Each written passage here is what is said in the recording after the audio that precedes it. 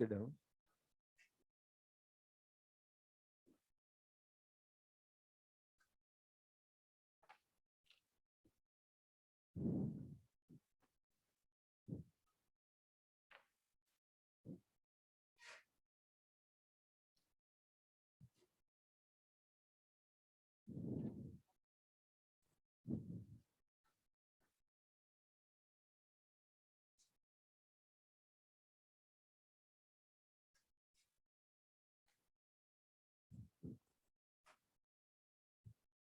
अब देख लेना इसे। तो लास्ट क्लास में स्टार्ट किया था हमने फर्स्ट लॉ ऑफ थर्मोडायनेमिक्स। अच्छा था, जो फर्स्ट लॉ ऑफ थर्मोडायनेमिक्स होता है वो law of conservation of energy होता है या उस पर बेस्ड होता है?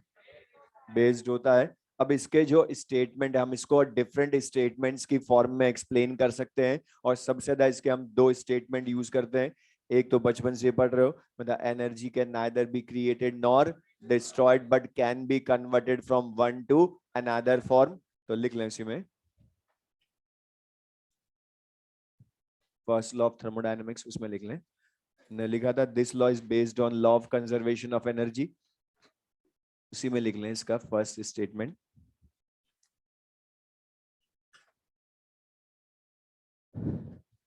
Energy can neither be created. Energy can neither be created nor destroyed. Energy can neither be created nor destroyed, but can be converted from, but can be converted from one to another form. But can be converted from one to another form.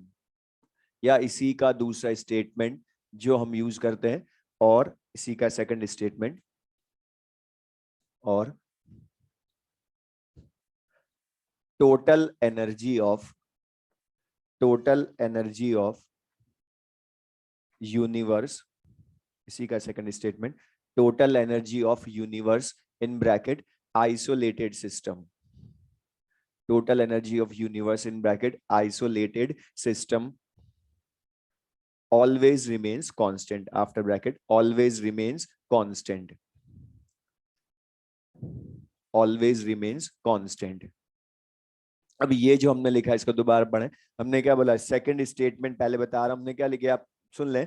इसका simple सा दोनों statement का meaning कि जब भी energy किसी एक form में डिसअपियर होती है तो दूसरी फॉर्म में वो जरूर अपीयर होती है। जैसे मैं सिंपल से एग्जांपल बोलूं, सपोज अगर हमें फैन रोटेट करवाना है तो बता हम क्या करते हैं, स्विच ऑन करके इसको इलेक्ट्रिसिटी पास करते हैं ना। और इलेक्ट्रिसिटी पास करने का मतलब क्या, हमने इसको इलेक्ट्रिकल एनर्जी दी।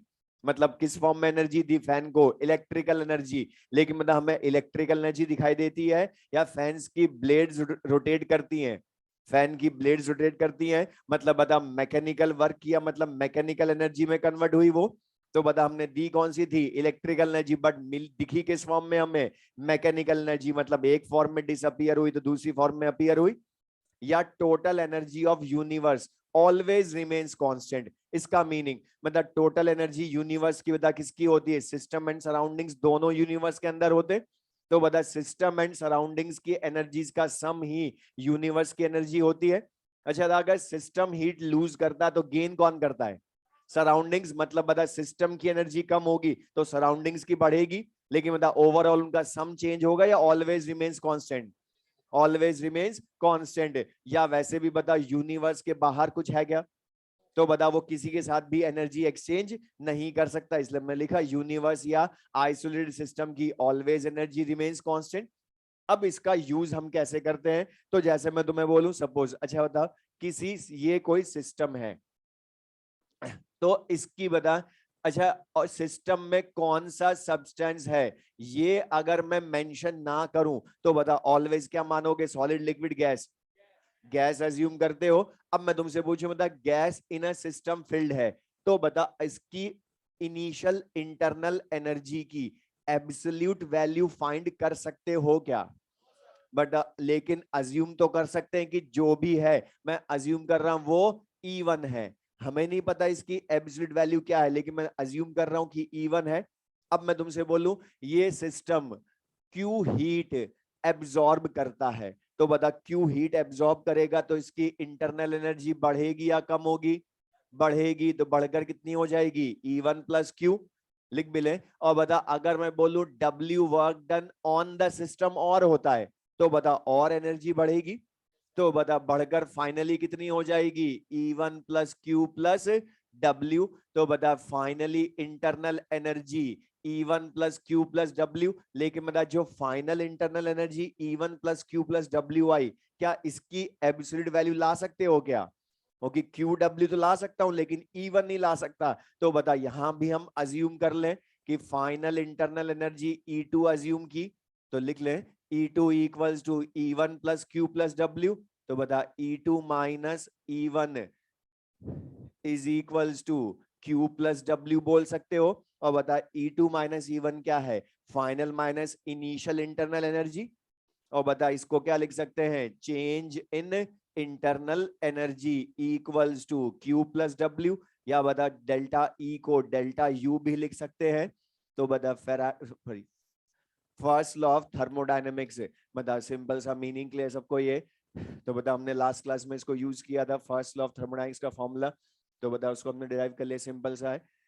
तो डेल्टा E या delta U equals to Q plus W। तो बता first law of thermodynamics fluid का फॉर्मूला बिल्कुल सिंपल सा। अच्छा अब यहां पर सुनना, कुछ स्टूडेंट्स को लगता है कि अभी तो आपने ये जो फॉर्मूला है ये तो तभी एप्लीकेबल है जब क्यू हीट सिस्टम एब्जॉर्ब करे और W work done on the system हो। तो मुझे एक चीज बताएं, जरूरी है क्या क्यू हीट एब्जॉर्ब करे और W work done on the system हो तो ही ये काम आएगा? मतलब अगर मैं इसी क्वेश्चन में तुमसे बोल दूं कि Q heat is released by the system, तो बता यहां पर प्लस क्यू की जगह माइनस क्यू पुट कर देना। Work done by the system बोल दे तो माइनस W पुट कर देना। मतलब बता यहां पर इस फॉर्मूले में जब भी Q एंड W पुट करेंगे तो विद साइन पुट करेंगे। तो ये क्लियर सबको ये? तो द डेल्टा E या delta U equals to Q plus W, first law of thermodynamics. अब इस पर क्वेश्चन वो पूछता जो है, लिख लिया सबने?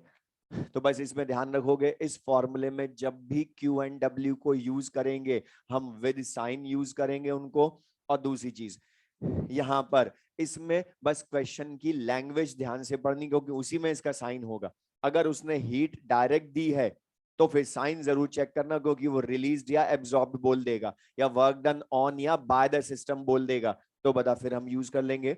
अब इसका क्वेश्चन जो हमने लास्ट क्लास में पढ़ी थे, मतलब different types of thermodynamic processes हमने पढ़े थे। अब वो हमसे different types of thermodynamic processes के लिए इसके डिफरेंट डिफरेंट कंक्लूजन्स पूछेगा। तो वो हमने जो थ्योरी पढ़ चुके वही रिवाइज होनी है इसमें। तो लिख ले नेक्स्ट इसी में heading, conclusions, conclusions from float, conclusions from float for different processes, for different processes, for different processes। और फर्स्ट लिख लें इसमें से in isothermal process, in isothermal process, in isothermal process. अच्छा अभी हमने बोला सिस्टम में कौन सा सब्सटेंस है, सॉलिड लिक्विड गैस स्पेसिफिकली ना लिखें तो हम हमेशा गैस एज्यूम करते हैं ना। तो अब मुझे एक चीज बता दें, अगर मैं बोल रहा हूं आइसोथर्मल है, हमने पढ़ा लास्ट क्लास में, तो बता आइसोथर्मल के लिए, आइसोथर्मल प्रोसेस में गैस अगर आइडियल गैस अकेली है तो बता उसमें डेल्टा E Q W में से कौन सी चीज जीरो होगी? बोलो। वेरी गुड, क्यों? मतलब हमने बोला था आइडियल गैस की internal energy depends only on temperature, और बता टेम्परेचर वेरिएबल या कांस्टेंट। तो बता इंटरनल एनर्जी जीरो या internal energy constant? Constant, delta E उसका चेंज 0 है। तो बता यहां पर मैं क्या बोल सकता हूं, आइसोथर्मल प्रोसेस में डेल्टा ई की वैल्यू 0। और बता ये लिख लें, डेल्टा ई की वैल्यू यहां 0 पुट कर दोगे तो 0 equals to Q plus W. तो बता 0 equals to Q plus W, या यहां से क्या बोल सकते हैं, Q equals to minus W, या मतलब इसको उल्टा भी लिख सकते हैं, W equals to minus Q. और इसका मीनिंग क्या है कि बता आइसोथर्मल एक्सपेंशन और या compression of an ideal gas में डेल्टा ई 0 है, लेकिन मतलब वर्क तो उसमें भी होता है। और जितना हीट, अगर सपोज सिस्टम हीट एब्जॉर्ब करेगा, बोर्ड पर देख के बताना, मतलब सिस्टम हीट एब्जॉर्ब करेगा, सामने लिखा उसी पूछ रहा हूं, आइसोथर्मल में। तो बता वर्क डन ऑन या बाय द सिस्टम, क्योंकि बता हीट एब्जॉर्ब करेगा तो W का साइन नेगेटिव आएगा ना, मतलब बाय द सिस्टम, या बता work done on the system तो heat released by the system होगी। अब मैं इसका क्वेश्चन न्यूमेरिकल बोल रहा हूं, जो हमने लास्ट क्लास में वर्क डन वाले क्वेश्चंस किए, उन्हीं में बस मैं वर्क डन की जगह था आइसोथर्मल एक्सपेंशन वाले हमने क्वेश्चंस किए ना। तो बता मैं उन क्वेश्चन में तुमसे पूछ लूं, find heat in that isothermal process. तो बता isothermal process expansion of an ideal gas में वर्क डन तो हम ला सकते हैं फॉर्मूला रिवर्सिबल इरिवर्सिबल में। तो बता वही क्या हो जाएगी, क्यू विद ऑपोजिट साइन। तो बस हमें इसको अप्लाई करना है ना यहाँ से बस। तो बताइए क्लियर सबको ये। अब ये तो हमने बोला आइसोथर्मल प्रोसेस के लिए। सेकंड लिख लें, इन isochoric process, in isochoric process. अब बता आइसोकोरिक में तुम बता delta E Q W in तीनों में से क्या 0, बोलो करेक्ट है, क्यों? अच्छा था आइसोकोरिक प्रोसेस क्लोज्ड वेसल या रिजिड कंटेनर में होता है। और बता क्लोज्ड वेसल या रिजिड कंटेनर में वॉल्यूम कांस्टेंट या वेरिएबल। और बता वॉल्यूम कांस्टेंट तो डेल्टा वी की वैल्यू 0। तो बता वर्क डन भी क्या होगा इसमें, 0। तो बता वर्क डन 0, तो यहां पर Q equals to delta E हो जाएगा ना। तो बता आइसोकोरिक प्रोसेस में Q equals to delta E होता है। लेकिन मुझे बता हीट, ये जो Q है ये हीट है ना। अच्छा था heat and delta E always एक दूसरे के इक्वल होते हैं क्या? Q and delta E always equal या only at constant volume? Only at constant volume. जब कांस्टेंट वॉल्यूम है तभी heat change in internal energy के इक्वल होती है। तो बता अभी मैं इसको ओनली हीट लिखता तो फिर मैं क्यों बोलूंगा, लेकिन हम ये कांस्टेंट वॉल्यूम भी है तो इसमें हम शो करते हैं फुट में इसके V। और एक चीज सुनना, किसी भी प्रॉपर्टी के फुट में V लिखा है तो वो वॉल्यूम कांस्टेंट पर है, P लिखा है तो कांस्टेंट प्रेशर पर है, T लिखा है तो कांस्टेंट टेम्परेचर पर है। तो ये Q है या QV है अब? और बता इसका नेम भी मैं क्या बोलूंगा, हीट एट कांस्टेंट वॉल्यूम। तो बता हीट एट कांस्टेंट वॉल्यूम अगर मैं तुमसे न्यूमेरिकल में पूछूं आगे, ये बहुत काम आना है। तो बता हमें समझ में आना चाहिए कि वो क्या पूछ रहा है, डेल्टा ई, और ये हम बहुत यूज करेंगे। तो बता अब यहां ध्यान सुनना, हमने लास्ट क्लास में बोला था कि डेल्टा ई की वैल्यू हम बॉम्ब कैलोरीमीटर से लाते हैं। बट ध्यान रखना एक्चुअल में बॉम्ब कैलोरीमीटर से हम डेल्टा ई नहीं लाते हैं, हीट एट कांस्टेंट वॉल्यूम लाते हैं। और बता heat at constant volume he delta E होती है ना, इसलिए फिर हम उसको डेल्टा ई बोल देते हैं। वरना लाते तो हम उससे कैलोरीमीटर से हीट है, लेकिन वो हीट एट कांस्टेंट वॉल्यूम होती है और वही क्या है, डेल्टा ई। अच्छा मुझे एक चीज, इसी का एक और क्वेश्चन सामने लिखा है ना, हीट इन जनरल पूछूं तो स्टेट फंक्शन या पाथ फंक्शन? Path function. लेकिन बता हीट इन आइसोकोरिक प्रोसेस, बोलो क्यों? उसका रीजन बिकॉज बता मैं हीट हीप सप्लाई करूंगा सपोज सिस्टम को, तो बता हीट अगर मैं दूंगा सिस्टम को तो वो इंटरनल एनर्जी चेंज करेगी, और इंटरनल एनर्जी का जब मेजरमेंट करूंगा तो इनिशियल एंड फाइनल स्टेट ही देखूंगा ना ओनली। तो बता पाथ डिपेंडेंट या इंडिपेंडेंट? तो लिख लें इसी में, in isochoric process, in isochoric process heat is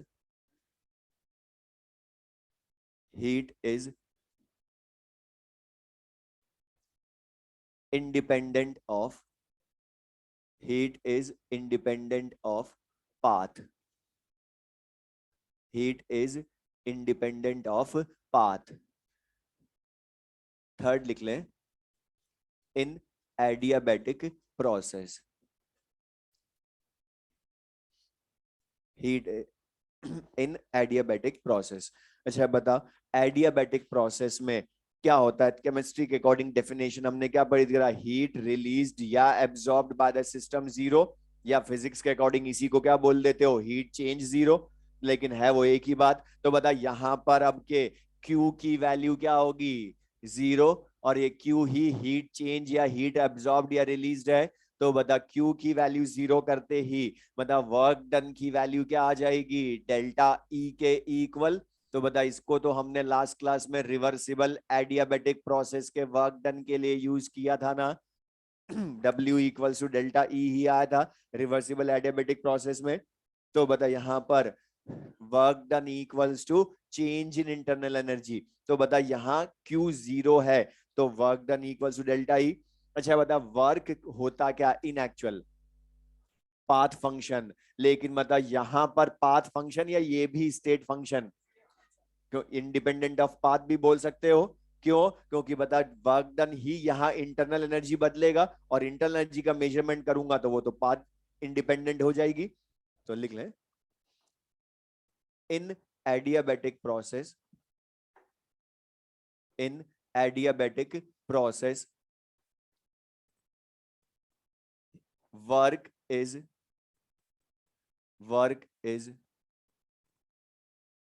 independent of path. Work is independent of path. Work is independent of path.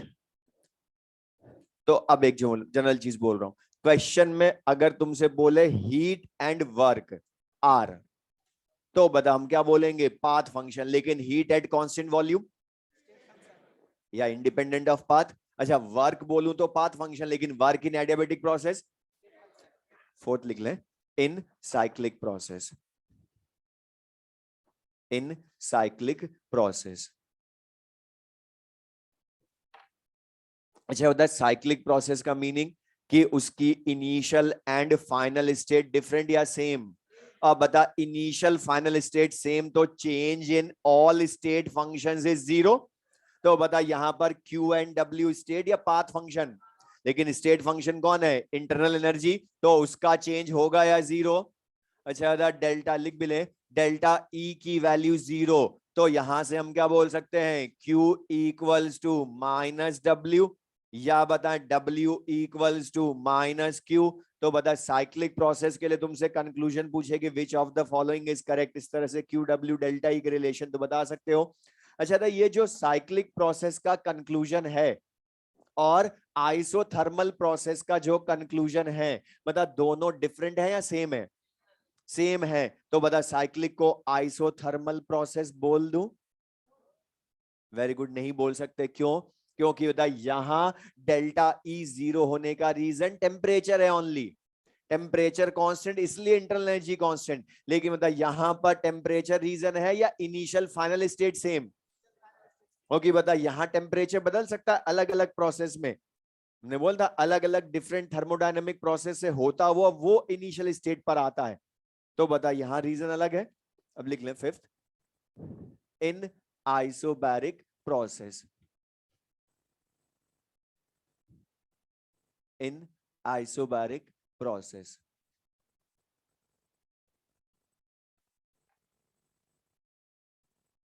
अच्छा बता आइसोबैरिक प्रोसेस में डेल्टा E Q W इन तीनों में से अब क्या जीरो होगा? हेलो, कुछ भी जीरो होगा क्या? नहीं होगा।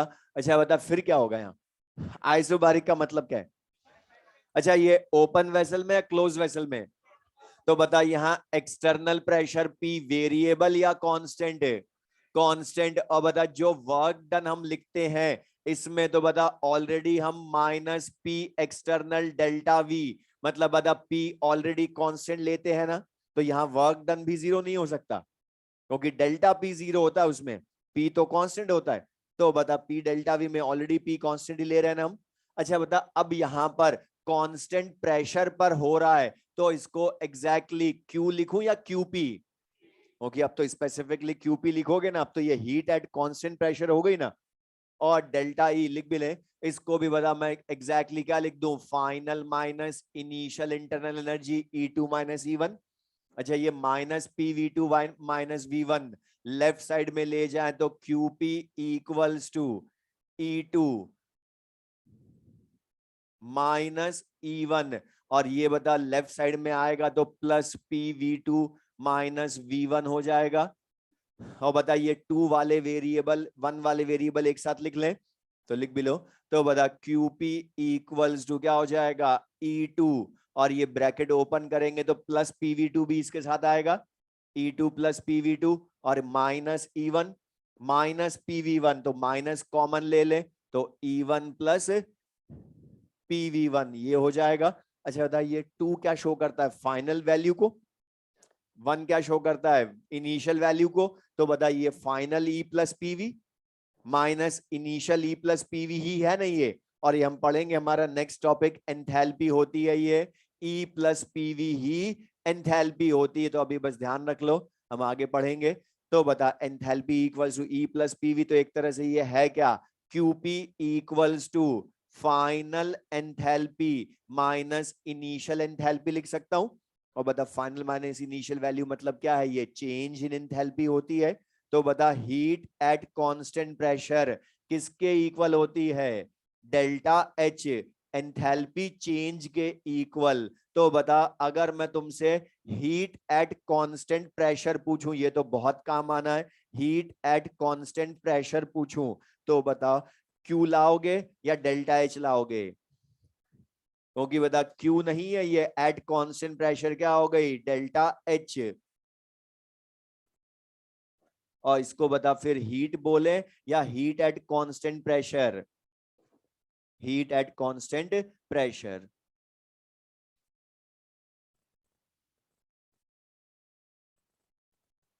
Heat at constant pressure.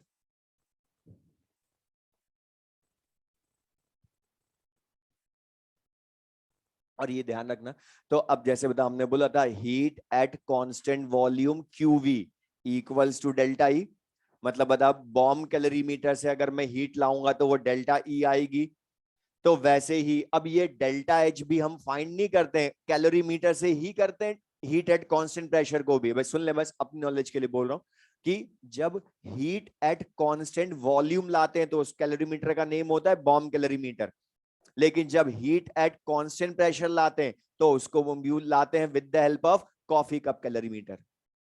Coffee cup की तरह शेप होता है, कॉफी नहीं होती उसमें, तो कॉफी कप कैलोरीमीटर। और बॉम्ब कैलोरीमीटर में बॉम्ब नहीं होता है उसमें भी एक्सप्लोजन होता है, लेकिन छोटा सा, इसलिए उसको बोलते हैं बॉम्ब कैलोरीमीटर। लेकिन कॉफी कप कैलोरीमीटर से क्या लाते हैं, डेल्टा H, और बॉम्ब कैलोरीमीटर से डेल्टा E, मतलब लाते क्या है, हीट ही लाते हैं, बस एट कांस्टेंट प्रेशर या एट कांस्टेंट वॉल्यूम। अच्छा बता, हीट पाथ फंक्शन है ना, लेकिन आइसोबैरिक में ये भी स्टेट फंक्शन है, तो स्टेट फंक्शन को लिख लें।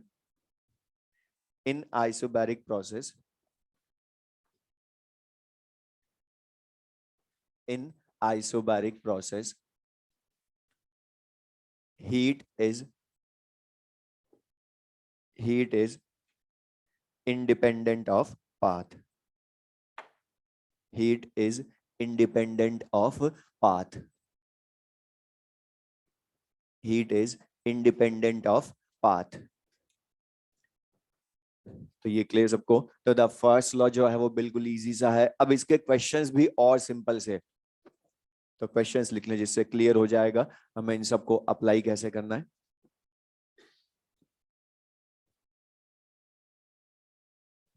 क्वेश्चन लिखे, which of the following which of the following which of the following is independent of path? Which of the following is independent of path. First option लिख लें, heat at constant volume. First, heat at constant volume. Second, heat at constant pressure. Heat at constant pressure. Third, heat मत लिखना. Third, work in adiabatic process. Third, work in adiabatic process. Fourth, all of these. Okay सबका. Next question लिखो. अच्छा, ये जो question है इसमें मतलब यहाँ पर रीजन अभी हमें सबको साथ में पढ़ रहे हैं इसलिए याद है, लेकिन बस जो मुझे समझाना है इसमें था, इसमें पढ़ो ओनली हीट लिखा गया फर्स्ट सेकंड ऑप्शन में. ओके, अगर बता मैं ओनली हीट लिखता तो ये क्यू हो जाती, लेकिन मतलब फर्स्ट में क्या लिखा, हीट या हीट एट कांस्टेंट वॉल्यूम, मतलब क्यूवी हुआ ये, तो बता वो तो डेल्टा ई है. हीट एट कांस्टेंट प्रेशर बोला मतलब वो डेल्टा एच है. और थर्ड में क्या बोला, वर्क इन एडियाबेटिक मतलब वो डेल्टा ई है. तो बता fourth option all of these, क्योंकि enthalpy internal energy are state function, इसलिए आंसर फोर्थ. नेक्स्ट क्वेश्चन लेंगे.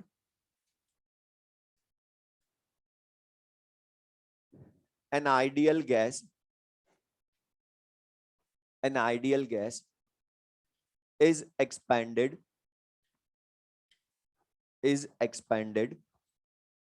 reversibly and adiabatically.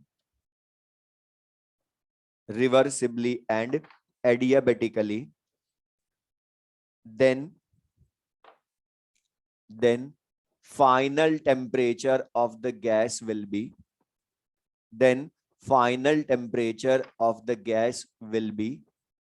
options लिख लें. First, delta T equals to 0.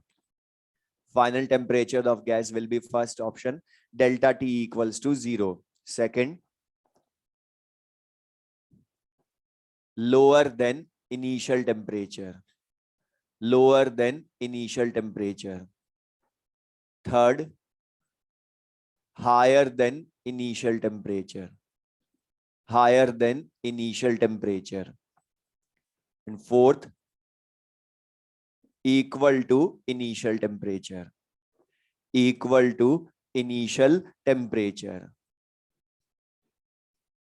समझा दो मुझे.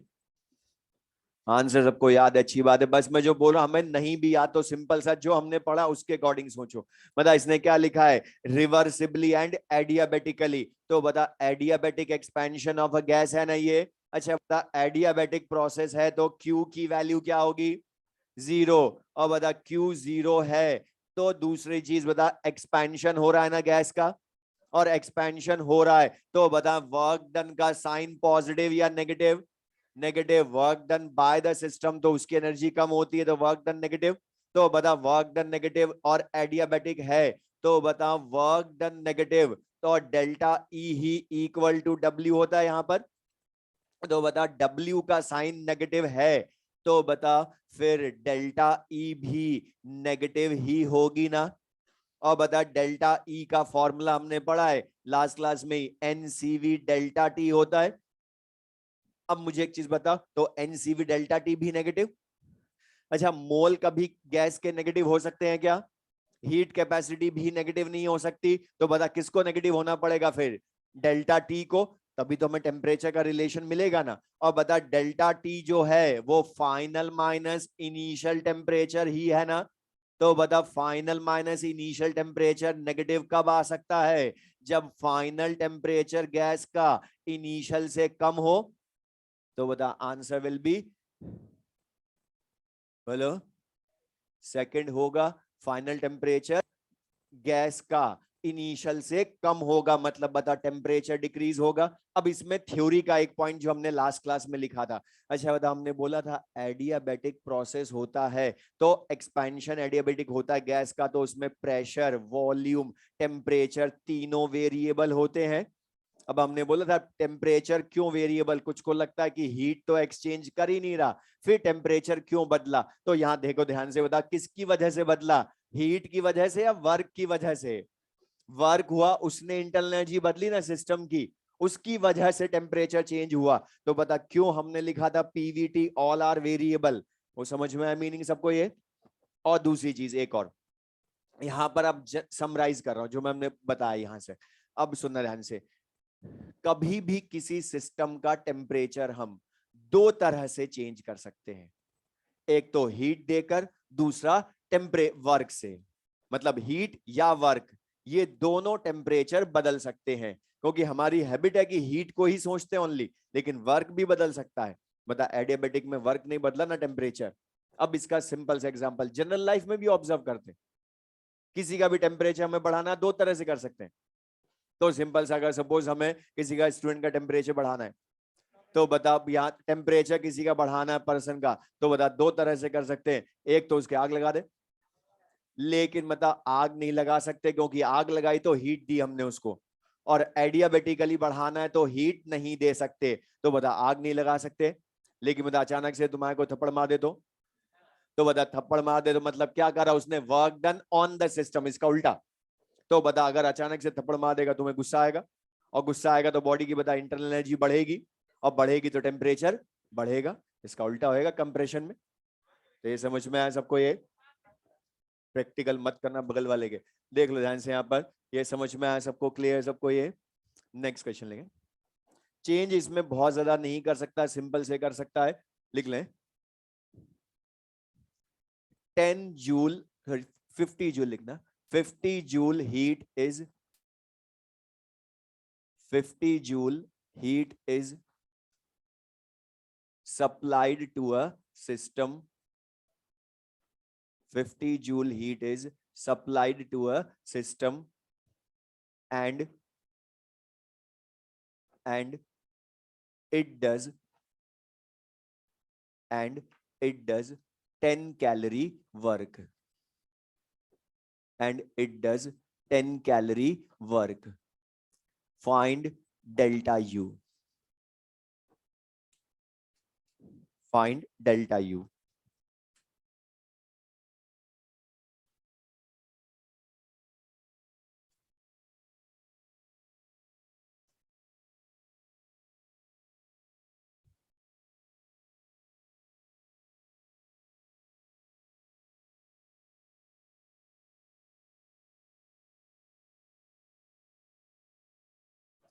करेक्ट। अच्छा था यहां पर इसमें क्वेश्चन में बस जो बोला डेल्टा यू पूछे या डेल्टा ई, बात एक ही है। अच्छा लेकिन था इसने क्या लिखा है, हीट लिखा है ओनली इस क्वेश्चन में, या हीट एट कांस्टेंट प्रेशर या कांस्टेंट वॉल्यूम। और बता ओनली हीट लिखा है तो ये क्यूपी है, क्यूवी है, या ओनली क्यू है। अब ये ध्यान रखना, वरना कुछ स्टूडेंट बाद में बोलते हैं कि हमें पता ही नहीं चलता कि कब हीट को क्यू लिख लेते हैं, कब क्यूपी लिखते हैं, कब क्यूवी। वो खुद बताएगा क्वेश्चन में। बता अभी उसने ओनली हीट लिखा है तो बता क्यू होगा ना। और बता इसका साइन भी पुट करोगे, हमने बोला है। अच्छा सिस्टम को इतनी हीट सप्लाई करते हैं, मतलब हीट ये लूज करेगा गेन करता है, तो बता साइन क्या होगा, प्लस। अच्छा सिस्टम डज 10 कैलोरी वर्क, तो बता सिस्टम डज मतलब उसके लिए साइन माइनस, तो बता delta U equals to Q plus W करोगे। और डेल्टा यू बता 50 जूल में है, लेकिन बता ये किसमें है, वर्क कैलोरी में, तो बता कैलोरी को भी जूल में बदलो पहले, तभी तो ऐड कर पाएंगे हम। लेकिन बता उसका साइन माइनस ले, इसलिए वो माइनस हो जाएगा। अच्छा 1 कैलोरी अप्रोक्स 4.2 जूल होता है, सबको याद ही है। तो 42 माइनस का हो गया, तो डेल्टा यू इक्वल्स टू क्या आ गया, 8 जूल आंसर। अब मैं इसी क्वेश्चन का लैंग्वेज बदल रहा हूं, सुनना ध्यान से। सब कुछ ये डाटा रहेगा कि 50 joule heat is supplied to a system and it does 10 calorie work. Then अब मैंने पूछा ही नहीं डेल्टा यू फाइंड करना, मैंने डेल्टा यू हटा के बोल दिया देन।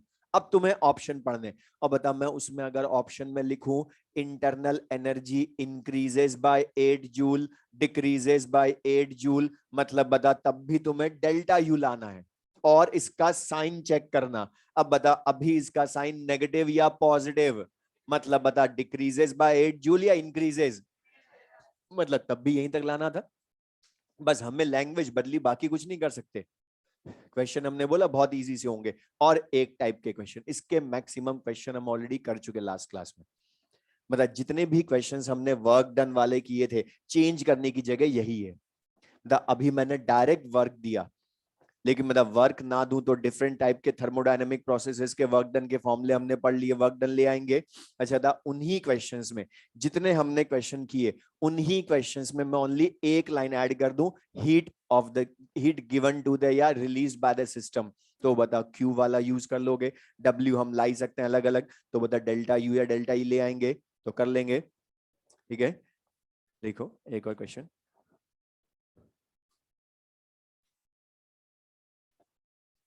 3 moles, क्वेश्चन लिख लें, 3 moles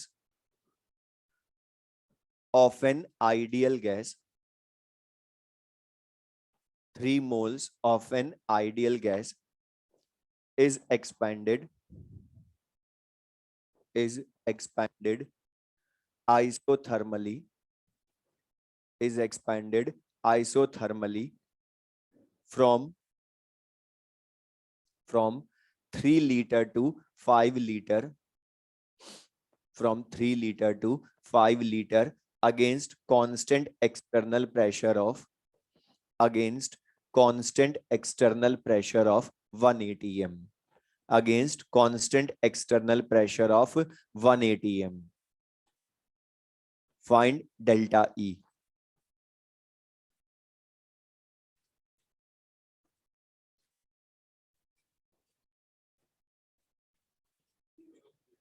बोलो, सॉल्व करने की जरूरत है क्या?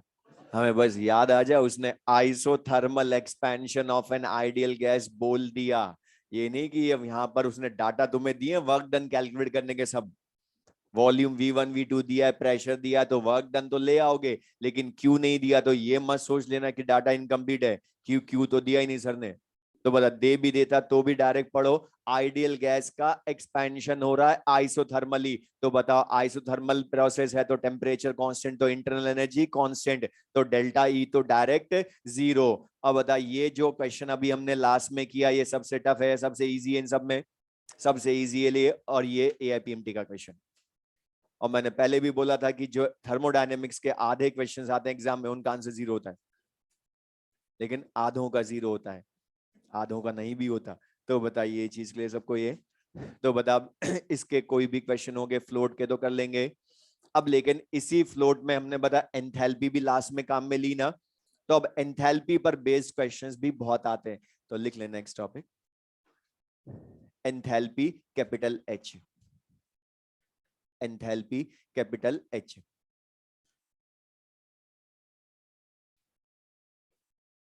एंथैल्पी कैपिटल H, और जो एंथैल्पी होती है बता अभी हमने पढ़ा ये है क्या, sum of internal energy and pressure volume, मतलब H equals to E plus PV, और ये मैथमेटिकल टर्म है, enthalpy equals to E plus PV लिख लें।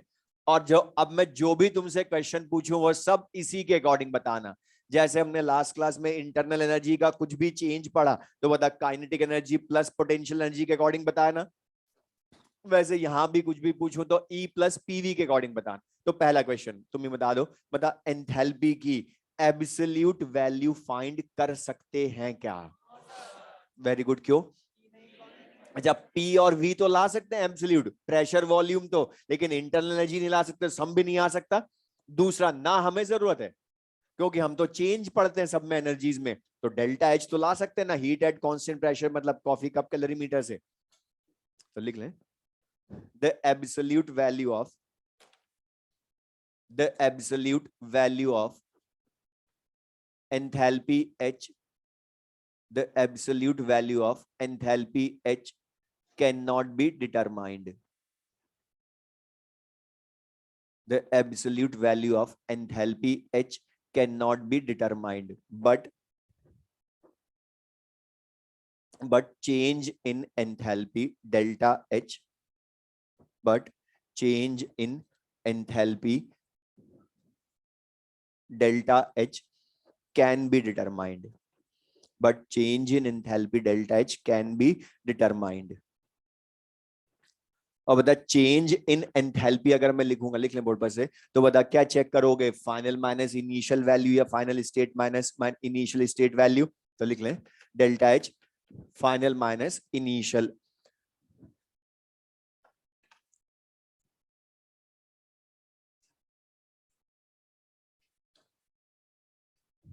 नेक्स्ट पॉइंट लिखें, it is an extensive property and state function. Extensive property and state function. Extensive property and state function. Extensive property and state function. अच्छा था, extensive property होने का मतलब क्या है कि सिस्टम को स्मॉल पार्ट्स में डिवाइड करूंगा तो एंथैल्पी चेंज हो जाएगी। क्यों होएगी बता? अच्छा बता, सिस्टम को स्मॉल पार्ट्स में डिवाइड करूंगा तो इंटरनल एनर्जी भी एक्सटेंसिव होती है ना, स्मॉल पार्ट्स में डिवाइड करने पर इंटरनल एनर्जी चेंज होगी। अच्छा बता, प्रेशर बदलेगा क्या? वो इंटेंसिव है, लेकिन बता वॉल्यूम भी तो एक्सटेंसिव है। तो बता 3 में से 2 वैल्यू बदल जाएंगी इस हाफ करने पर, तो इनका सम भी तो चेंज होगी एंथैल्पी। तो बता एक्सटेंसिव प्रॉपर्टी हुई। दूसरा बता ई पी वी तीनों बता स्टेट फंक्शंस है ना, तो बता इनका सम जो होगा उसका मेजरमेंट भी स्टेट के अकॉर्डिंग ही करोगे, तो बता स्टेट फंक्शन ही है ये। अब इसी का एक छोटा सा क्वेश्चन, अच्छा हमने लास्ट क्लास में पढ़ा था 1 mole of an mono atomic ideal gas की internal energy equals to kinetic energy 3/2 RT होती है। तो अब मैं तुमसे अगर पूछूं for 1 mole mono atomic ideal gas के लिए enthalpy in terms of R क्या होगी? तो 1 mole of an ideal gas mono atomic के लिए अगर मैं पूछूं enthalpy in terms of R, तो बता अभी मैंने बोला एंथैल्पी का कुछ भी क्वेश्चन ना है, तुम तो E प्लस पीवी को यूज करो। जैसे हमने के ई प्लस पी को के अकॉर्डिंग हर आंसर बताया, वैसे यहां ये बताएगा। अब बता, लिख भी लें, इंटरनल एनर्जी क्या होती है इन टर्म्स ऑफ आरटी? 3/2 RT। लेकिन बता इस पीवी को भी आरटी की टर्म में लिखना पड़ेगा फिर, तो बता किसकी हेल्प से लिखें?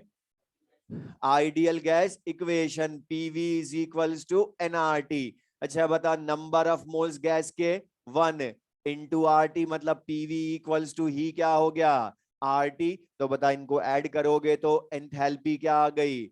5/2 RT। और इस रिलेशन से बता हम ये बोल दें, इस रिलेशन के अकॉर्डिंग आइडियल गैस की एंथैल्पी भी डिपेंड ओनली ऑन टेम्परेचर। वैसे internal energy depend only on temperature for an ideal gas, बता वैसे क्या वैसे आर तो यूनिवर्सल गैस कांस्टेंट, 5/2 भी नंबर, तो बता टेम्परेचर चेंज होगा तो ही तो एंथैल्पी बदलेगी ना। तो अब इसी का क्वेश्चन जो बहुत बार कंपटीशन में आया, लिख लें बोर्ड पर से as it is.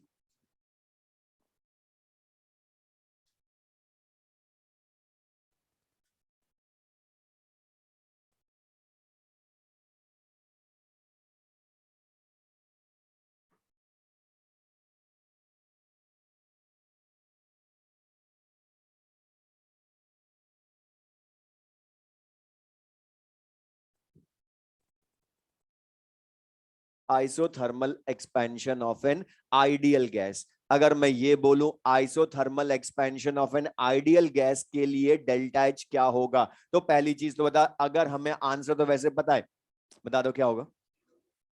Delta H 0, क्योंकि अकेली गैस का एक्सपेंशन हो रहा है। तो लेकिन कौन सा हो रहा है? आइसोथर्मल। अच्छा बता, आइसोथर्मल का मतलब टेम्परेचर वेरिएबल या टेम्परेचर कांस्टेंट? Temperature constant. तो बता टेम्परेचर कांस्टेंट तो 5/2 RT के अकॉर्डिंग ही टेम्परेचर कांस्टेंट, तो एंथैल्पी वेरिएबल या कांस्टेंट, तो उसका चेंज क्या होगा? 0। या तुम्हें तो बोला कुछ भी ना है तो E प्लस पीवी को सोचो, उसके अकॉर्डिंग भी यही आना चाहिए, तो उसके अकॉर्डिंग भी बता रहा हूं। मतलब इंटरनल एनर्जी टेम्परेचर कांस्टेंट, तो इंटरनल एनर्जी वेरिएबल या कांस्टेंट? कांस्टेंट। अच्छा बता, ध्यान से बताना, सामने लिखा, चीटिंग करनी तुम्हें। मतलब पीवी की वैल्यू वेरिएबल या कांस्टेंट है? Very good. क्यों? क्योंकि बता एन आइडियल गैस के एक्सपेंशन में मोल नहीं बदलते, आर कांस्टेंट, तो बता टी भी कांस्टेंट अभी तो बता पीवी कांस्टेंट। और बता इसको हमने लास्ट क्लास में न्यूमेरिकल में भी यूज किया था, पीवी कांस्टेंट, कांस्टेंट टेम्परेचर पर, तो P1 V1 equals to P2 V2। तो बता पीवी भी कांस्टेंट, वही पर यूज कर रहे हैं वापस, तो बता ई कांस्टेंट पीवी कांस्टेंट, तो इन दोनों का जो सम होगा एंथैल्पी वो भी क्या होगी? कांस्टेंट। और बता एंथैल्पी कांस्टेंट तो इनिशियल फाइनल वैल्यू सेम, तो उसका चेंज भी क्या होगा? 0। लेकिन बता एंथैल्पी 0 या एंथैल्पी चेंज 0? ये मैं फिर बोल रहा हूं वही चीज की इंटरनल एनर्जी E होती है ओनली, एंथैल्पी H होती है। डेल्टा E बोले वो तो 0 बोलूंगा क्योंकि बाकी दोनों तो कांस्टेंट है।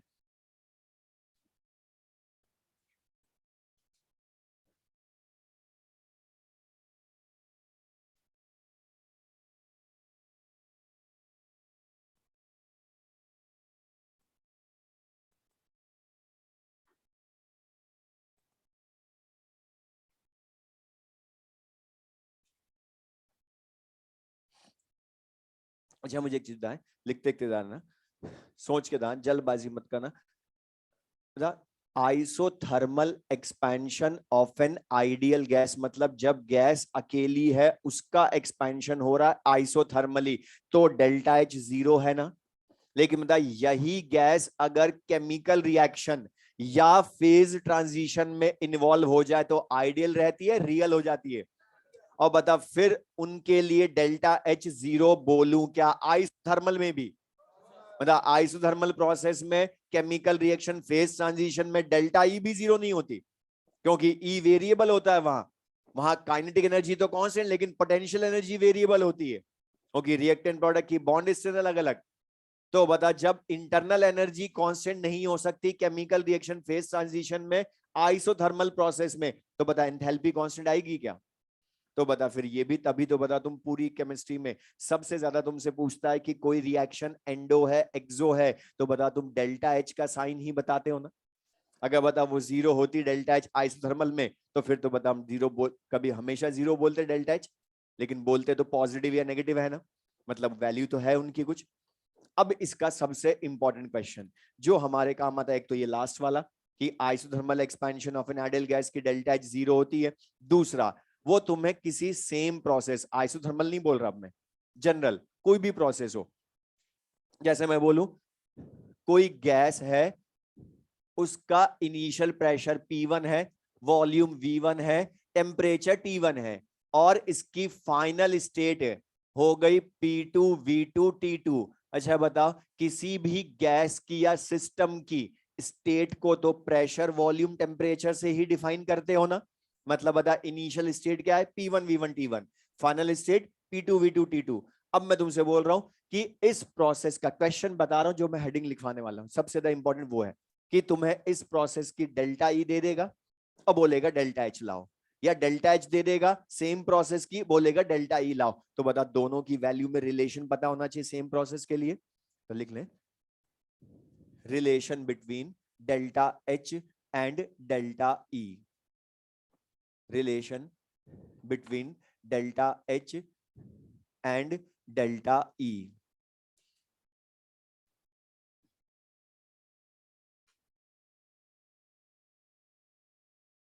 अब देख लें इनसे, इसको लाएंगे कैसे हम? तो बता इनिशियली प्रेशर वॉल्यूम हमें पता है P1 V1, लेकिन बताओ इंटरनल एनर्जी की एब्सोल्यूट वैल्यू ला सकते हैं या अज्यूम करेंगे?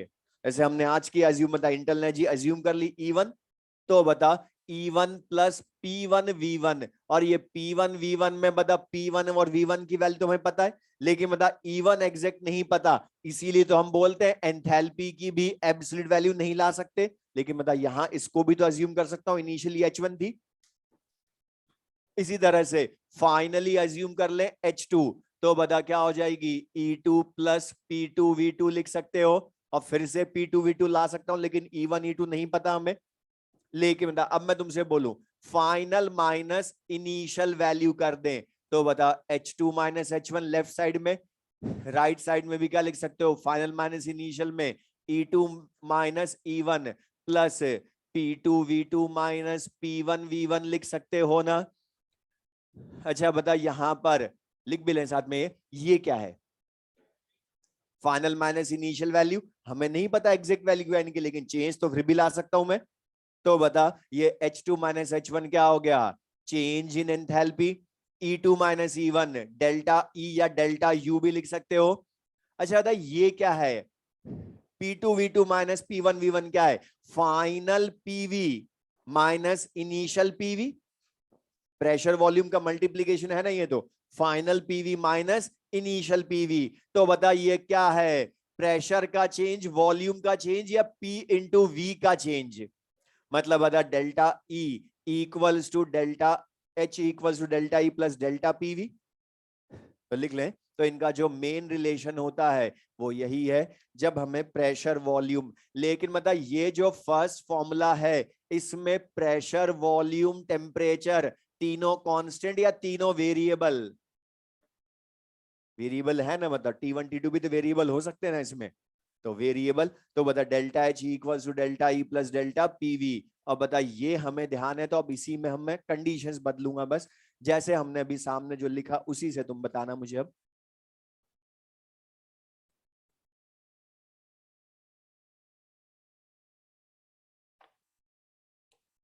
अब मैं चेंज कर रहा हूं क्वेश्चन।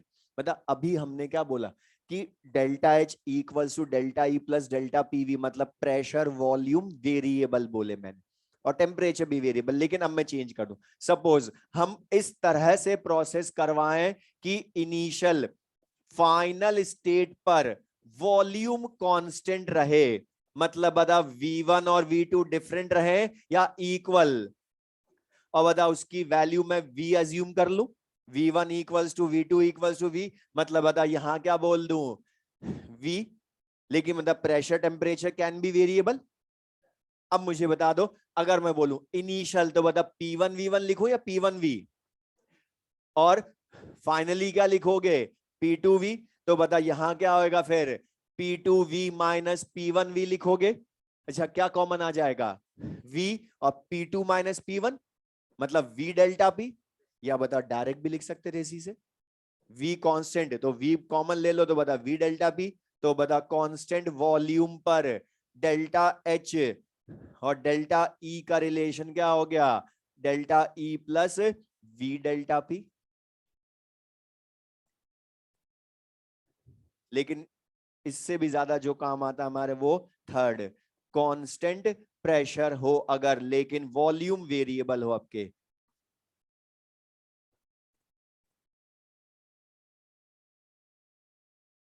तो बता आपके वॉल्यूम V1 V2 लेकिन प्रेशर P। तो बता P1 equals to P2 equals to P। तो तुम ही बता दो, बता क्या रिलेशन आएगा। मतलब यहां पर आपके P V1 लिखोगे इनिशियल, उससे करें तो हम फाइनली क्या लिखोगे P V2। तो बता यहां क्या होगा P V2 minus P V1 लिखोगे ना। तो बता के P common V2 minus V1 तो क्या आएगा, बता V डेल्टा P या P delta V, P delta V। तो बता delta H equals to delta E plus P delta V।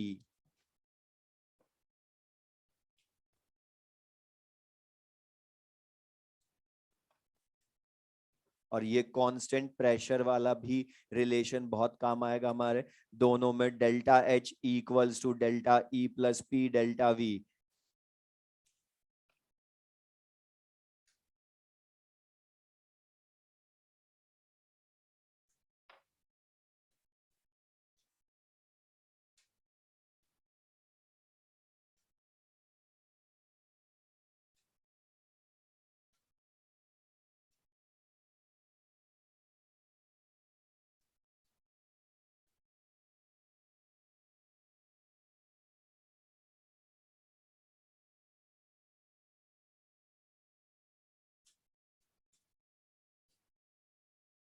और सबसे ज्यादा जो क्वेश्चन मिलेगा डेल्टा H और डेल्टा E का रिलेशन, वो मिलेगा जो अब मैं बताने वाला हूं, फॉर केमिकल रिएक्शन और फेज ट्रांजिशन।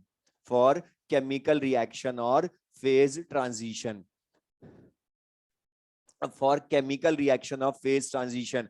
अब बता हमने यहां पर, अब मैं जो बोल रहा हूं सबसे, हमने लास्ट क्लास में एक चीज बोली थी कि अगर केमिकल रिएक्शन में तुम्हें स्पेसिफिकली क्वेश्चन में ना लिखा हो कि टेम्परेचर वेरिएबल या कांस्टेंट, वर्क डन में भी किया था हमने क्वेश्चन, जब बता वर्क डन ओपन वेसल में हमने केमिकल रिएक्शन फेज ट्रांजिशन में किया था, तो माइनस P डेल्टा V या माइनस डेल्टा NGRT आया था, बोलो।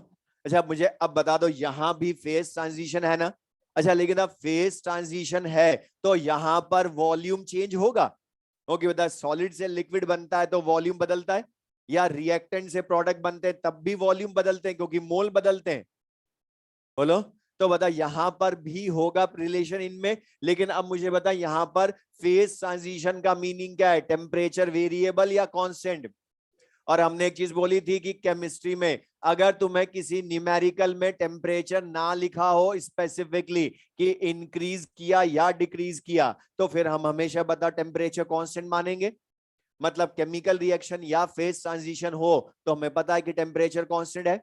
अच्छा यहां पर साथ में हम अब प्रेशर भी कांस्टेंट रखते हैं, एक्सटर्नल प्रेशर पी कांस्टेंट रखते हैं, क्योंकि मोस्टली हम रिएक्शंस करवाते हैं ओपन वेसल में। तो बता एक्सटर्नल प्रेशर पी भी कांस्टेंट, टेम्परेचर भी कांस्टेंट। तो अब मुझे बता दो, तुम्हें सामने लिखा, चीटिंग करनी है, बता कांस्टेंट प्रेशर पर डेल्टा एच और डेल्टा ई का रिलेशन क्या होता है, बता दो। अरे बता रहा हूं उसके बाद पूछ रहा हूं, बता दो क्या होता है। Delta H equal to delta E plus P delta V, यहां भी यूज कर सकता हूं ना, क्योंकि हमें कांस्टेंट प्रेशर पर बोल रहा है। तो लिख लें, तो बता टेम्परेचर प्रेशर दोनों हम इसमें कांस्टेंट मानते हैं, और ये हमेशा मान रहे हैं।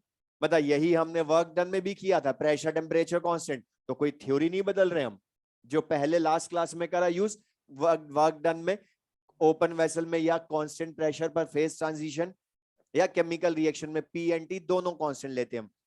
तो delta H equals to delta E plus P delta V use कर सकते हैं ना। लेकिन ये जो रिलेशन है ये हम तभी यूज कर सकते हैं जब क्वेश्चन में हमें प्रेशर पी दे रखा हो और V1 V2 पता हो। डेल्टा ई तो दे देगा वो, लेकिन V1 V2 भी देने चाहिए ना रिएक्टेंट प्रोडक्ट के वॉल्यूम, लेकिन वो रेयरली देता है, हमें ओनली टेम्परेचर देगा। अब बताओ कैसे लाऊं फिर, मतलब पी डेल्टा वी की जगह PV is equal to RT से हमने सारा लिख कर करा था ना, delta N G R T आता है, डायरेक्ट लिख दूं अब, हम पढ़ चुके वो दोबारा, मतलब तो वापस डायरेक्ट लिखेंगे तो इसी का रिलेशन क्या हो जाएगा, delta H equals to delta E plus delta N G R T लिख सकते हैं। तो बता delta H equals to delta E plus delta N G R T, और बता इसमें टेम्परेचर वेरिएबल या कांस्टेंट, कांस्टेंट टेम्परेचर। तो बता delta H equals to delta E plus delta N G R T, और डेल्टा एच डेल्टा ई के relation के 99% questions इसी फॉर्मूले पर मिलने हैं, केमिकल रिएक्शन या फेज ट्रांजिशन पर ही इसी पर मिलेंगे। लेकिन इसमें सबसे इंपॉर्टेंट चीज और चेंज करने की जगह डेल्टा एन जी। अच्छा डेल्टा एन जी लाने के लिए सबसे पहले बैलेंस्ड इक्वेशन लिखते हो, देन उसमें फिजिकल स्टेट चेक करते हो, सॉलिड्स लिक्विड्स को कंसीडर करते हैं ओनली गैसेस को। दूसरा हमने बोल डेल्टा एन जी लाते भी कैसे हैं, sum of stoichiometric coefficients of gaseous products minus reactants, सब ध्यान है भाई ये। तो बता इसको यूज कर लोगे, आर की वैल्यू ध्यान सुनना, इसमें सिली मिस्टेक करते हैं, और आर की वैल्यू मैं फिर बोल रहा हूं पूरी फिजिकल केमिस्ट्री में कभी भी हम डायरेक्ट यूज नहीं करते, ये डिसाइड करता है क्वेश्चन। अगर डेल्टा एच की वैल्यू बता या डेल्टा ई किलो कैलोरी में है, तो फिर बताइए 2/1000, 2 नहीं ओनली, मैंने किलो कैलोरी बोला तो 2/1000, लेकिन किलो जूल में हुई तो 8.314/1000, और अपॉन 1000 भी यही कर लेना, जिससे तुम्हारा आंसर डायरेक्ट ही किलो जूल या किलो कैलोरी में आ जाएगा, और ये टेम्परेचर मल्टीप्लाई जो करेंगे वो भी इजी करेगा, वो अपॉन 1000। अब लेके मैं चेंज कर रहा हूं, लैंग्वेज बस बदल रहा हूं। तो बता डायरेक्ट मैं तुम्हें क्वेश्चन बोलूं डेल्टा ई दे दूं किसी केमिकल रिएक्शन फेज ट्रांजिशन का और डेल्टा एच पूछूं, तो लेकिन चेंज की जगह सबसे इंपॉर्टेंट ये जो डेल्टा एन जी है इसको लाने के लिए बैलेंस्ड इक्वेशन चाहिए ना, लेकिन आधे न्यूमेरिकल्स में वो नहीं देगा।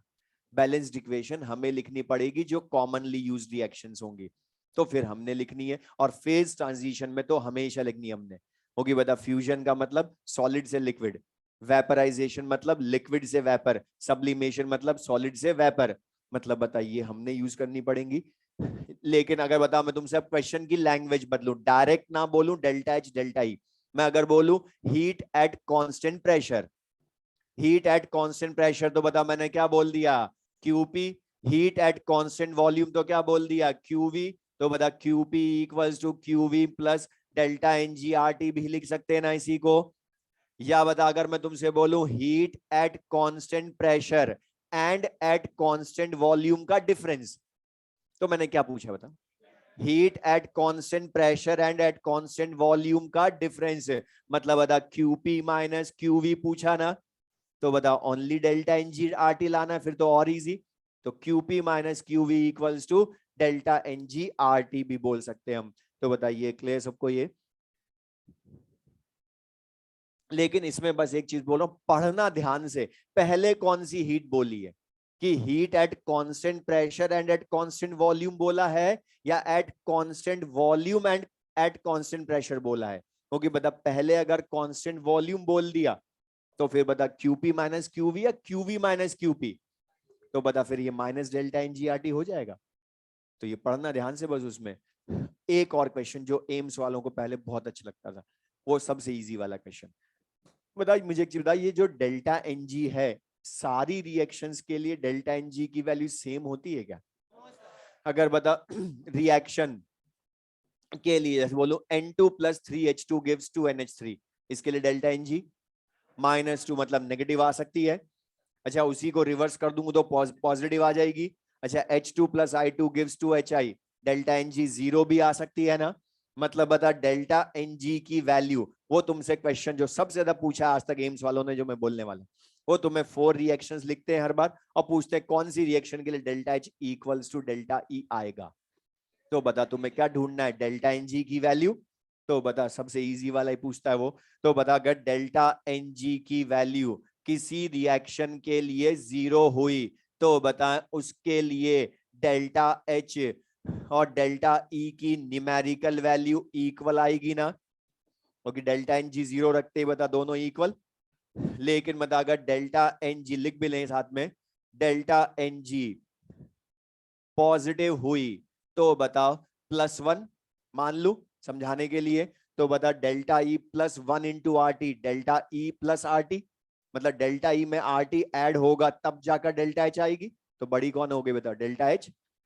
मतलब वैल्यू किसकी ज्यादा आ जाएगी, delta H greater than delta E. तो बता नेगेटिव हुई तो इसका उल्टा आना ही है, डेल्टा एन जी नेगेटिव तो delta H less than delta E.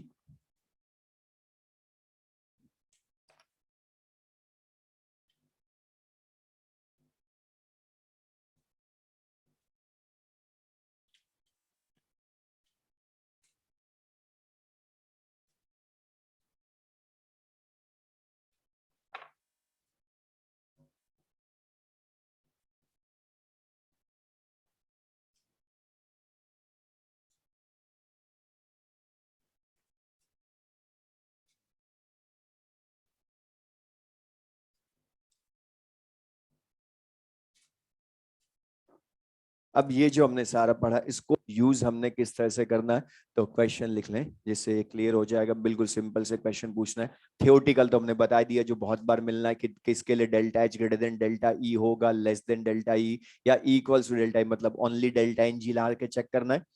Question लिख लें, for the reaction, for the reaction board पर लिख लें, 2p plus Q gives 3r plus 2s। Board पर लिख लें 2p plus Q gives 2r plus 3s, 3r plus 2s।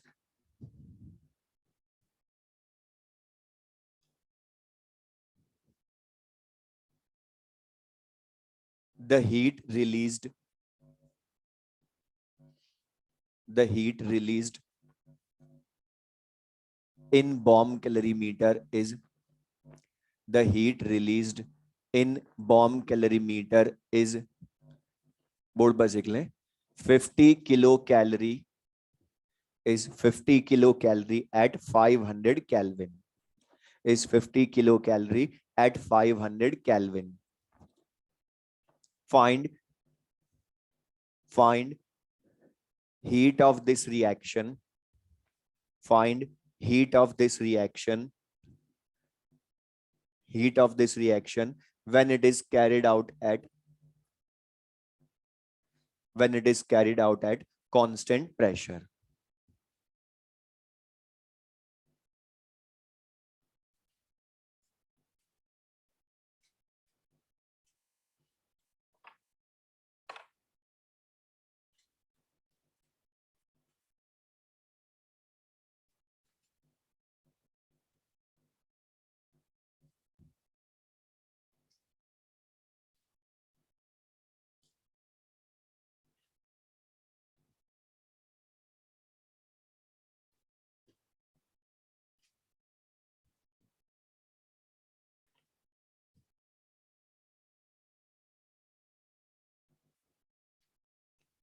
अब देख लो, इसमें कुछ ने तो रॉन्ग कर लिया, स्टार्टिंग सबको आता है फिर रॉन्ग कर लिया। अच्छा दर्श ने तुम्हें क्या लिखा है, केमिकल रिएक्शन के लिए डेल्टा जब बॉम्ब कैलोरीमीटर बोल रहा है मतलब बता, बॉम्ब कैलोरीमीटर मतलब कांस्टेंट वॉल्यूम पर हीट है, तो बता ये क्यू है या क्यूवी है, और क्यूवी मतलब बता डेल्टा ई है ना ये। और बता डेल्टा ई जब यूज करते हो तो विद साइन यूज करते हो ना। अब बता डेल्टा ई +50 किलो कैलोरी या -50 किलो कैलोरी। अभी जिनका 52 आ गया और वो खुश हो गए, वो पढ़ो ध्यान से ऑप्शन, उसमें लैंग्वेज में क्या लिखा है, हीट लिखा है या हीट रिलीज्ड लिखा है। और रिलीज्ड लिखा है तो साइन क्या यूज करोगे, -50 किलो कैलोरी। मतलब बता तुम्हें डेल्टा ई या क्यूवी दे रखा है, टेम्परेचर भी दे रखा है टी, और बता heat at constant pressure QP मतलब डेल्टा एच पूछा है तुम्हें क्वेश्चन ने। तो बताओ for a chemical reaction at constant temperature पूछ रहा है ना रिलेशन, तो बता delta H equals to delta E plus delta N G R T करोगे यूज। अच्छा बता डेल्टा एन जी इसके लिए लाओगे तो बता यहाँ तो रिएक्टेंट प्रोडक्ट सब गैसेस है ना, तो बता कॉफिशिएंट्स का सम प्रोडक्ट्स का 3+2 -2+1, यही करोगे तो वैल्यू कितनी आ गई 2। अब बस यहाँ डेल्टा एच हमें लाना है, डेल्टा ई -50 किलो कैलोरी, तो बता आर की वैल्यू 2 या 2/1000, और टेम्परेचर 500 बोला था, 1000 रखना, कैलकुलेशन इजी करेगा यही, वही सिंपल होगी कैलकुलेशन तो, और answer will be -48 kilo calorie. अच्छा मुझे एक चीज बता दें, इस क्वेश्चन में यहां पर सबसे पूछा अभी बता किस किस का आंसर 52 आया था पहली बार में। और मैं बोल रहा हूँ ये कुछ नहीं है क्वेश्चन में टफ करने के लिए मेरे पास, इसमें मैंने स्टार्टिंग से बोल रहा हूँ ये चैप्टर बहुत इजी सा है, इजी सा भी नहीं है, क्योंकि फॉर्मूले बेस्ड क्वेश्चंस आते हैं एग्जाम में।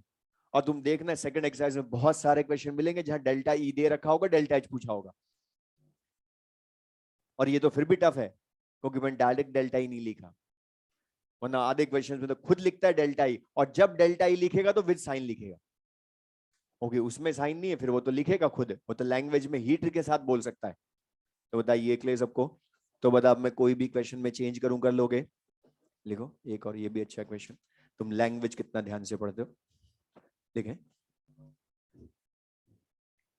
The heat of vaporization, the heat of vaporization of a liquid,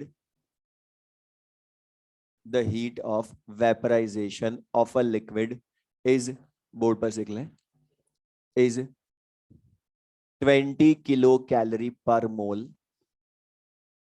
20 kilo calorie पर मोल at 500 Kelvin, at 500 Kelvin and 1 atm pressure, at 500 Kelvin at and 1 atm pressure.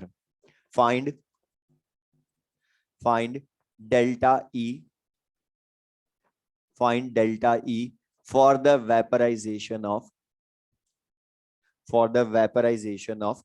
4 mole liquid, for the vaporization of 4 mole liquid, 4 mole liquid.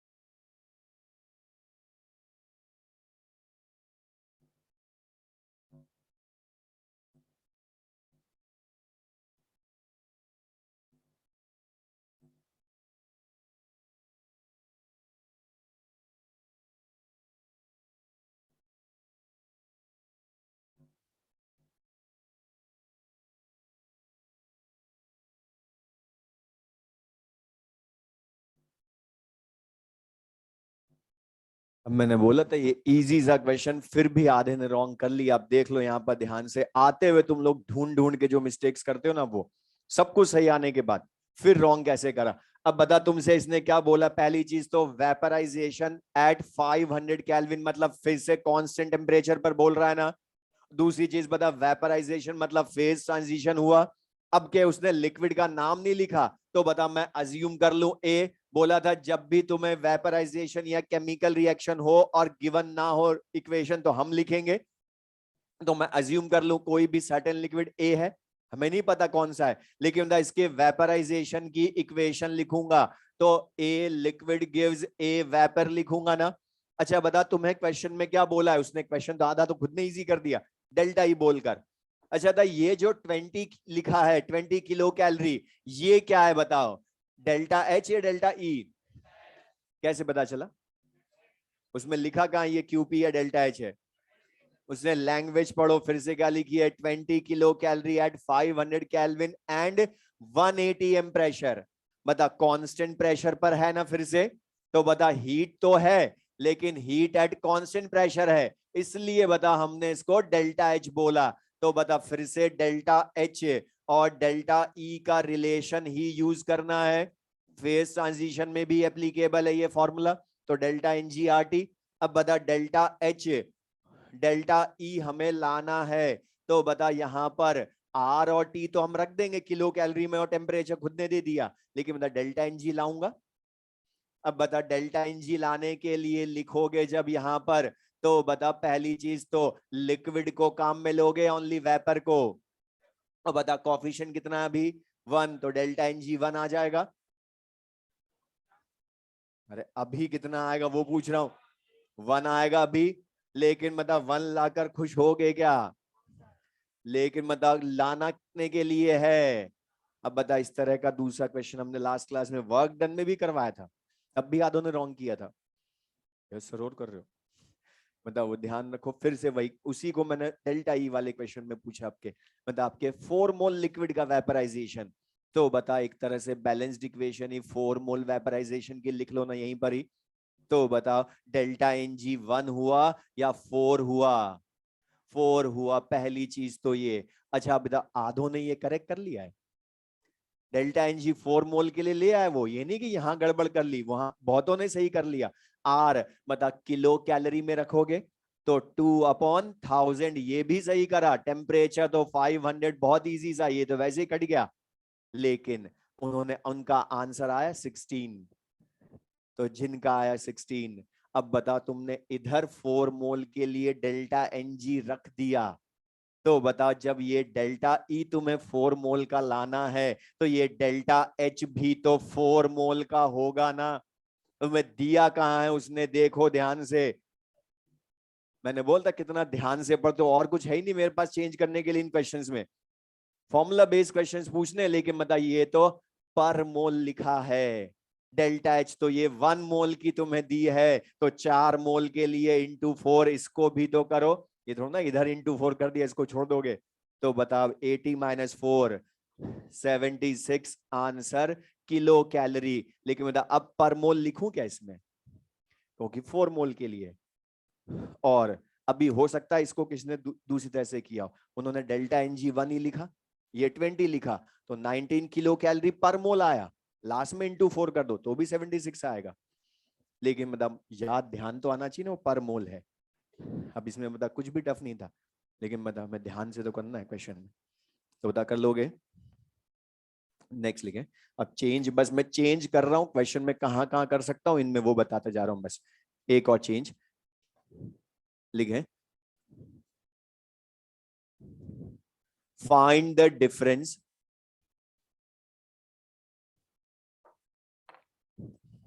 find the difference of heats find the difference of heats of combustion find the difference of heats of combustion of butane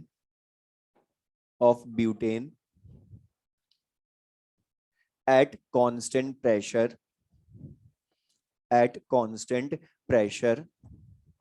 and at constant volume at constant pressure and at constant volume at 27 degrees Celsius at 27 degrees Celsius and yeah and मत लिखना 27 degrees Celsius in terms of R। In terms of R, मतलब value भी put नहीं करनी हमने are की।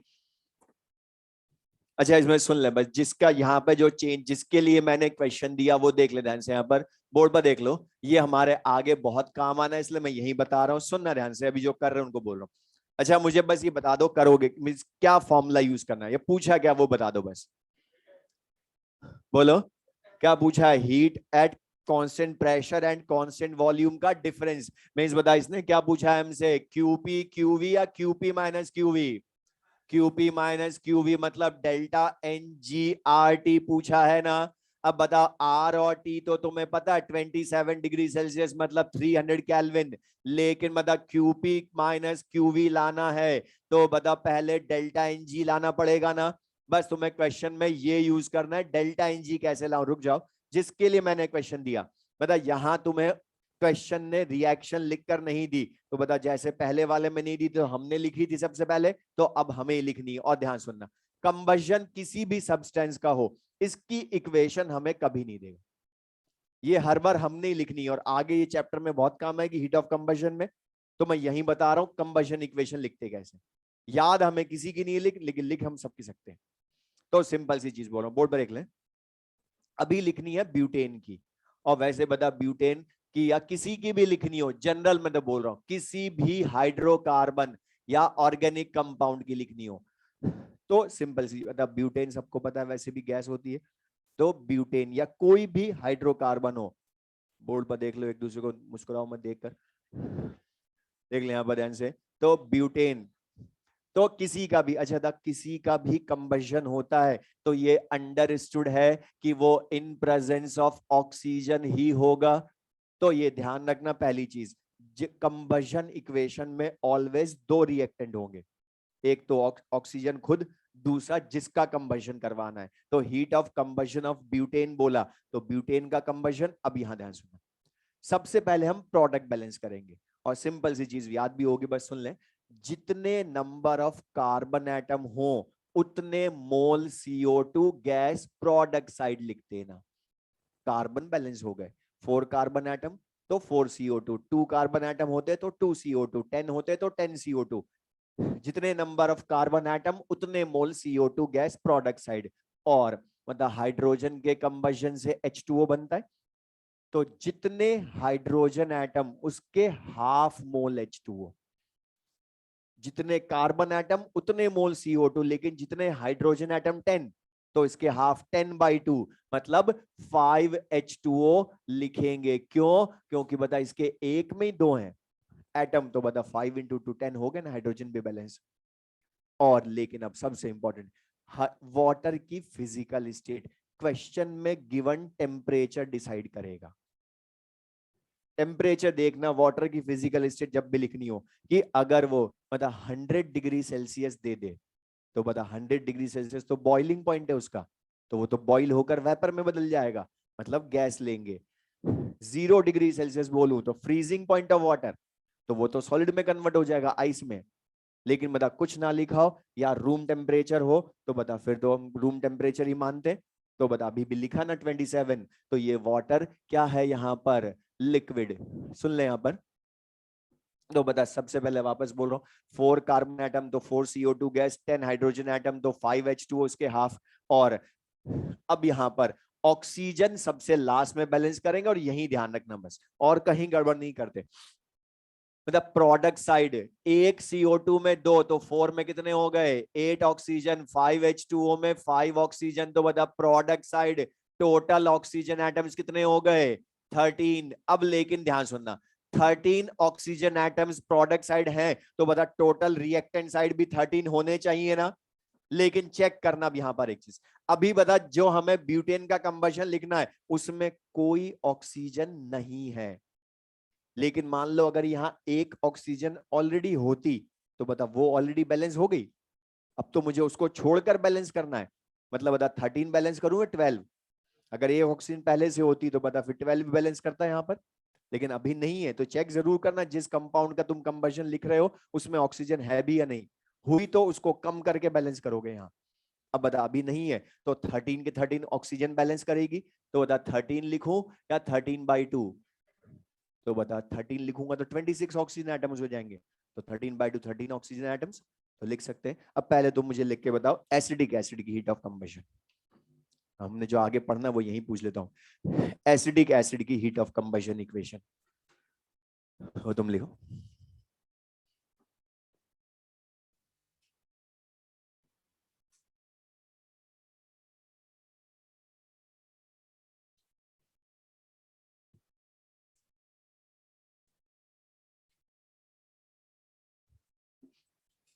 तो हम लिक्विड लेना,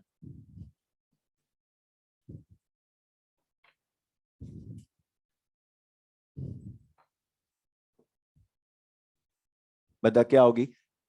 अच्छा बता प्रोडक्ट साइड CO2 बता कितने लिखूं, 1 या 2? ओके, 2 कार्बन एटम है एसिडिक एसिड में, तो बता 2 CO2 गैस लिखोगे। अच्छा हाइड्रोजन कितने हैं, 4, 3 हाइड्रोजन एक कार्बोक्सिलिक एसिड में, तो बता 2H2O लिखोगे। तो बता 4 हाइड्रोजन एटम्स बैलेंस हो गए। लेकिन मतलब ऑक्सीजन बैलेंस करूंगा तो बता प्रोडक्ट साइड में, लेकिन बता रिएक्टेंट में आपके ऑलरेडी 2 है ना पहले से, तो बता 2 CO2 में 4 प्लस 2H2O में 6, तो प्रोडक्ट साइड 6 तो रिएक्टेंट साइड भी 6 होने चाहिए, बट ऑलरेडी 2 बैलेंस। तो बता क्या लिखूं, 4 ऑक्सीजन या 2 O2? तो बता सिंपल सा इक्वेशन लिखना बहुत इजी। अब बता ये वाला क्वेश्चन हमारा हो गया इसी से, मतलब डेल्टा NG की वैल्यू चाहिए ना तुम्हें। अच्छा लेकिन बता यहाँ लिक्विड वाटर को कंसिडर करोगे या ओनली गैसेस को? तो बता गैस का कॉफिशिएंट यहाँ पर CO2 का 4, तो बता 4 माइनस 1 प्लस 13/2 और वैल्यू -3.5 या -7/2, और बता -7/2 पुट कर देंगे तो आंसर विल बी -1050 R आ गया। या ऑप्शन चेक कर लेना R की वैल्यू क्या है, तो वो भी पुट कर सकते हैं, कर लेंगे। तो बता अब मैं कोई भी क्वेश्चन करूं इसमें चेंज, मतलब डेल्टा H डेल्टा E के रिलेशन का क्वेश्चन कर लोगे। बस चेंज करने की जगह ये है कि कंबशन इक्वेशन बोल देगा तो हमने लिखनी है इक्वेशन, कर लेंगे। क्वेश्चन लिखें,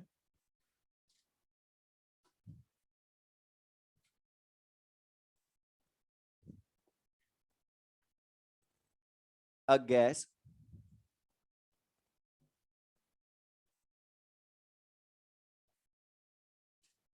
a gas undergoes a gas undergoes change in its state, a gas undergoes change in its state from board बस लिख लें, from 2 atm 3 liter 80 Kelvin to 4 atm 5 liter 245 Kelvin. A gas undergoes change in its state from 2 atm 3 liter 80 Kelvin to 4 atm 5 liter 245 Kelvin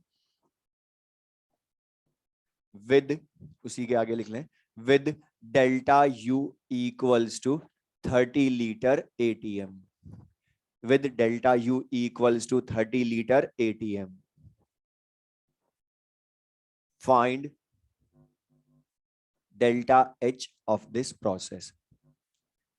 Find, अभी करना है, कल भी बोला था तुम लोग, फिर वापस सुधरोगे थोड़ा ना, तब करो। Find delta H of this process. Find delta H of this process.